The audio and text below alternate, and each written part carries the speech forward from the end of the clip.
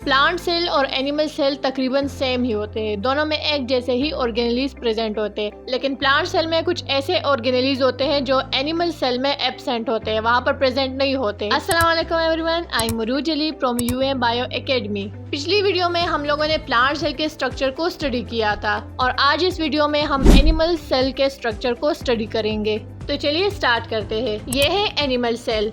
हर cell के इर्द गिर्द उसकी एक आउटर बाउंड्री होती है।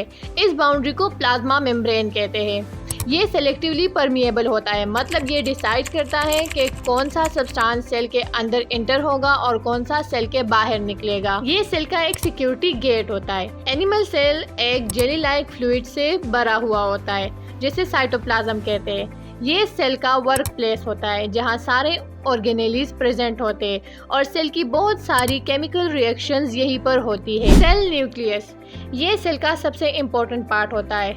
इसे ब्रेन ऑफ द सेल भी कहा जाता है और यहीं पर डीएनए होता है जो सेल की सारी जेनेटिक इंफॉर्मेशन स्टोर करता है। ये सेल की सारी एक्टिविटीज़ कंट्रोल करता है। यही डिसाइड करता है कि सेल को कब ग्रो करना है, प्रोटीन कब बनाना है और कब डिवाइड होना है।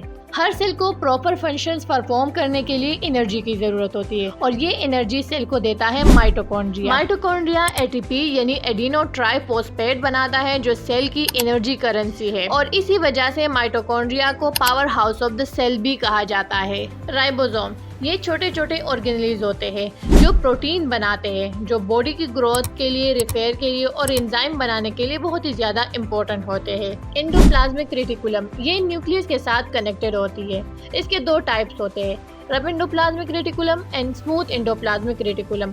रफ एंडोप्लाज्मिक रेटिकुलम पर राइबोसोम अटैच होते हैं, इसलिए इसको रफ एंडोप्लाज्मिक रेटिकुलम कहा जाता है। ये राइबोसोम के साथ मिलकर प्रोटीन की सिंथेसिस और इन्हें सेल के दूसरे पार्ट तक ट्रांसपोर्ट करने में हेल्प करता है। स्मूथ एंडोप्लाज्मिक रेटिकुलम पर राइबोसोम अटैच नहीं होते। ये लिपिड बनाता है और हार्मफुल केमिकल को डिटॉक्सिफाई करता है।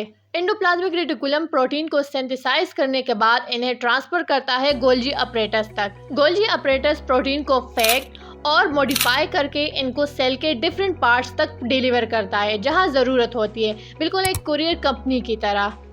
एनिमल सेल में रिसाइकलिंग सेंटर यानी लाइसोसोम भी पाए जाते हैं। इनको सुसाइड बेग भी कहा जाता है। इनमें डाइजेस्टिव एंजाइम होते हैं जो वेस्ट मटेरियल, बैक्टीरिया और डैमेज ऑर्गेनेलीज को इनगल्फ करके इन्हें रिसाइकल करता है। एनिमल सेल में भी वैक्यूल्स पाए जाते हैं, लेकिन प्लांट सेल के मुकाबले इसमें छोटे छोटे होते हैं और ज़्यादा तादाद में होते हैं। ये वैक्यूल वाटर, न्यूट्रिएंट्स और वेस्ट मटेरियल को स्टोर करते हैं। ये एक स्टोरेज रूम की तरह काम करता है। ये सब ऑर्गेनेलीज मिलकर एनिमल सेल को स्मूथली चलाते हैं, बिल्कुल एक वेल मैनेज सिटी की तरह। अब आपके लिए एक सवाल है, कमेंट करके बताएं कि एनिमल सेल में सेल वॉल क्यों नहीं प्रेजेंट होता।